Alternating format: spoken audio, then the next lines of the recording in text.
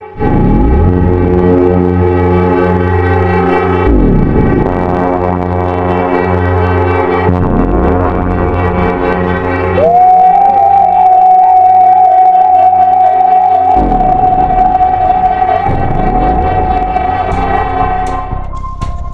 कि आप long drive पर जा रहे हो, रास्ते में कुलधरा गांव पड़ता हो तो आप क्या करेंगे। आपको पता लग जाएगा कि यह एक शापित गांव है जहां रात को कोई भी नहीं जाता या ठहरता, तो वहां जाना सुरक्षित नहीं है। इसलिए आपको भी वहां शाम के बाद जाने के लिए स्थानीय लोगों द्वारा मना कर दिया जाएगा। आइए जानते हैं इसके पीछे की कहानी कि क्यों इस गांव को ऐसा शाप मिल गया और क्यों यहाँ शाम के बाद कोई भी आता नहीं है। कुलधरा गांव राजस्थान के जैसलमेर शहर से 18 किलोमीटर दक्षिण पश्चिम दिशा में 13वीं शताब्दी में बसा ये गांव एक समय पर पालीवाल ब्राह्मणों का एक समृद्ध गांव था। यहाँ रहने वाले ये ब्राह्मण पाली से आए थे, इसीलिए पालीवाल कहलाए। इस गांव के बारे में बहुत अधिक तो वर्णन किताबों में नहीं मिलता है, परंतु 1899 में लिखी गई इतिहास की एक किताब जरूर है, तवारीख जैसलमेर, जिसके लेखक लक्ष्मी चंद ने इस गांव का जिक्र किया है। इस किताब के अनुसार काधन नाम का एक पालीवाल ब्राह्मण इस गांव में आने वाला पहला व्यक्ति था और उसने वहां पर एक तालाब की खुदाई करवाई थी। इस तालाब को लोगों ने उदनसर नाम से बुलाना शुरू किया था।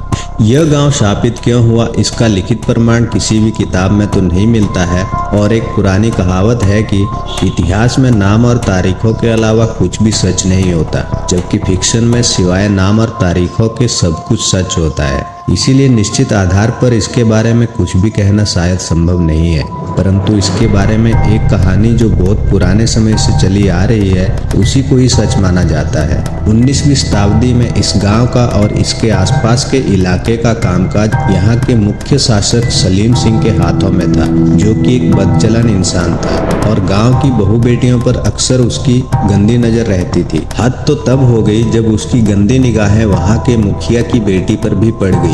उसने गांव के लोगों को धमकी दी, अगर उसकी बात मानकर वो लड़की उसे नहीं सौंपी गई तो वो भयंकर टैक्स लगाएगा। गांव के लोगों को डराने के लिए और उसने लड़की को सौंप देने को मजबूर करने के लिए अपने सिपाही भेजे। गांव वालों ने उन सिपाहियों को अगले दिन सुबह लौटने के लिए कहा और उसी दिन रात में ही गांव छोड़ दिया। लेकिन जाने से पहले पवित्र ब्राह्मणों ने कुलधरा गांव को श्राप दे दिया कि उनके बाद इस गांव को कोई भी नहीं बसा पाएगा। ऐसा देखा गया है कि जिन लोगों ने भी इस गांव को फिर से बसाने की कोशिश की, उनको बेहद डरावने अनुभव हुए। खास करके रात में यहाँ कई अजीबोगरीब घटनाएं हुई थी, जिसके बाद लोगों ने यहाँ शाम के बाद आना ही छोड़ दिया। वैसे भारत सरकार ने इस गांव की लोकप्रियता को देखते हुए यहाँ के पर्यटन को बढ़ावा दिया है और दिन में तो यहाँ पर काफी लोग आते हैं, परंतु सूरज डूबने के बाद आज भी ये गांव पूरी तरह से सुनसान हो जाता है। इसीलिए आप भी रात के अंधेरे में वहाँ बिल्कुल ना जाएं। दिलचस्प बात यह है कि हाल ही में एक नए तरीके का पर्यटन दुनिया भर में लोकप्रिय हो रहा है और वह है डरावनी भूतिया जगहों को देखने का पर्यटन। हमारा देश भी इससे अछूता नहीं है। प्रेत बाधित जगहों को देखने के लिए लोगों की दिलचस्पी बहुत बड़ी है। आजकल यह गांव भारतीय पुरातत्व विभाग के संरक्षण में रहता है।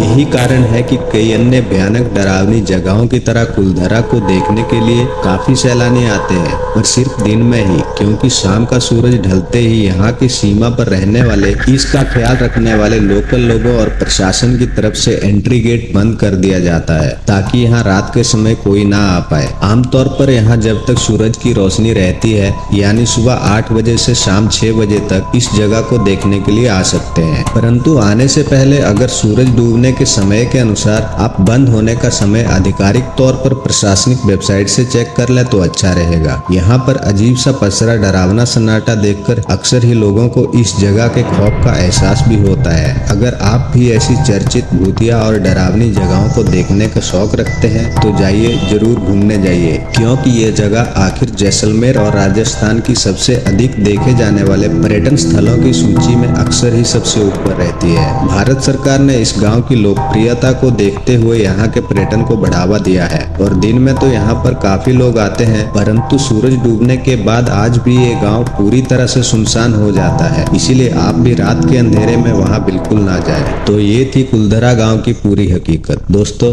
वीडियो अच्छा लगा हो तो वीडियो को लाइक करें और चैनल को सब्सक्राइब करें। मिलते हैं अगले वीडियो में एक नई जानकारी के साथ।